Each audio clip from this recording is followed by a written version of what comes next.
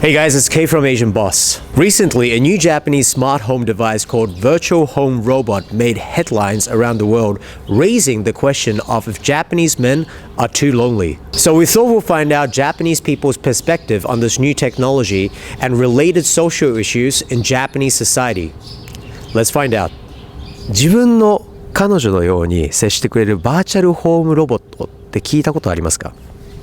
ないです。ないです。なんか映画とかなかったですか？ああ、それかまあそれは音声だけやったけど。そしたらちょっと動画を見せるんで、はい、どう思うかちょっと後で、いろいろ質問していきます。はい。ねえ、起きてってば。やばい。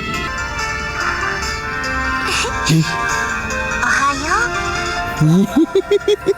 よう。あ、今日雨が降るかもしれないから傘持って行って。急がないと遅刻しちゃうよ。ホログラムなんですよ。うわ、すんげえ。いってらっしゃい。気をつけてね。すごい人間味がある。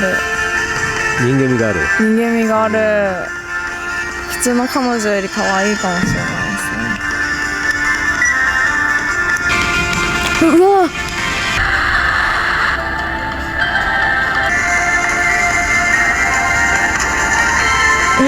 厳しい。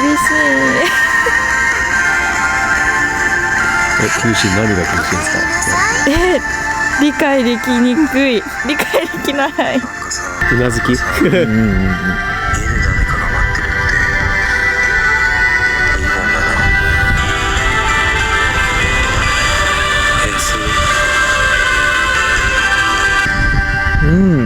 すっごい技術ですね。この動画についてあなたの個人的な考えをちょっと言ってください。マイナスなイメージっていうか、なんかちょっとかわいそうだなって思ってしまったところがある。いや、いいとは思うんですけど、なんか現実になんか恋愛できなくなりそうです。このデバイスを欲しいって思いますか？いや、35歳までに結婚できなかったら欲しいです。持っててなんか誰かに見つかったら超恥ずかしいなっていうのはなりますけど、求めてるわけではないからまだ大丈夫です。まだ大丈夫。まだ大丈夫。でももし30代とか40代とかになって相手がいなくて寂しいとか思ったら買うかもしれないですね。こういうデバイスが発明された理由って何だと思いますか？売れるからなんでしょうね。それこそ結婚がめんどくさいみたいな人たちがいて、そういうことを狙ってでも多分そういう人たちってそのお給料はいいからそこでお金出してくれるだろうって思ったんだと思う。一般的にあんまりセックスとかそういう女の子に触れ合ったりするのに興味ない人が多いのかなっていうふうに今は感じますね。その傷つきたくないからとか、なんか恥ずかしいからなんか二次元に頼っちゃったっていうところが原因なんじゃないかなっていうのは思いますね。どんどんそういう恋愛をしなくなっ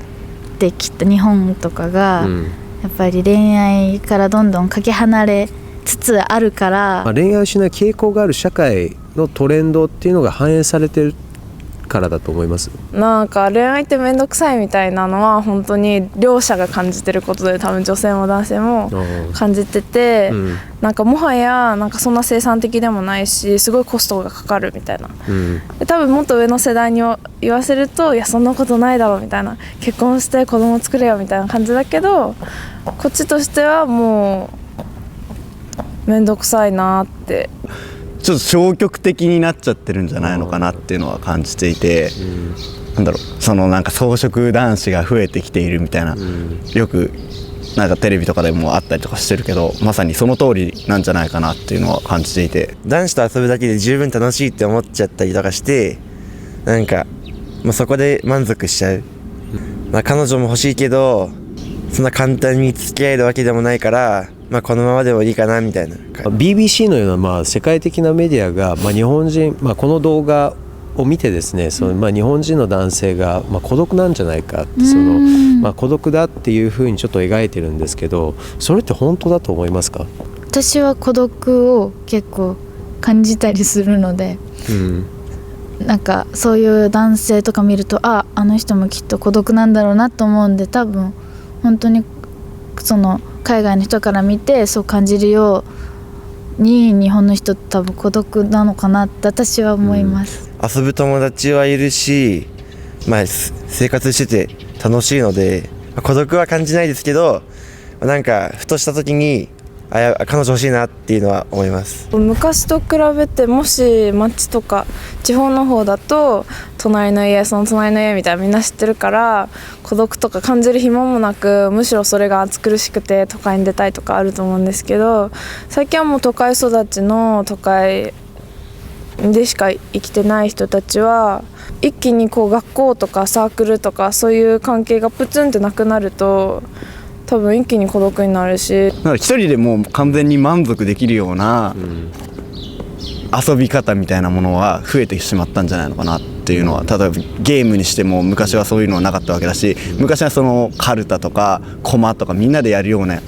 遊びとかって多かったと思うし、そこで何かしらコミュニケーションみたいなものは絶対生まれたわけだし、日本の社会ってそしたら、人間関係とか、付き合いとかを少しずつ避けてるようになってきてるって思いますか？そしたら海外の人よりは避けてるかもしれないですね、LINE とか、SNS さえあれば連絡取れるし、とか思っちゃって、直接話すっていうことをすごく重要なものだっていうふうに自分に置いてないなっていうことに最近気づいてやばいなとは思ってるんですけど、VR とか AR とか、AI とかも含めて、技術はこうやって発達するじゃないですか、で、人間関係とか社会ってどういった影響を受けると思いますか？それで例えばその VR とかそういうバーチャルリアリティなものを使って、教育に生かす、人の育成に生かすっていう面を強めていけば、プラスにはなると思うんですけど、その彼女を作るっていうのは、マイナスじゃないかなっていうふうに思いますし、生物学的にも人が増えていかないっていうことも含めて、そう思いますね。人と人との温かみみたいなのは大切にしたいし、結局自分が死んじゃう時とか死に間際の時とか振り返った時に自分の人生が VR、AR で埋め尽くされてたら、結局何が大切で何を守りたくってとか分かんなくなって、そうすると確かに苦しいこととかあったり嫌なこととかもあるけど、大切な人とかの思い出が結局は残るかなって今は思う。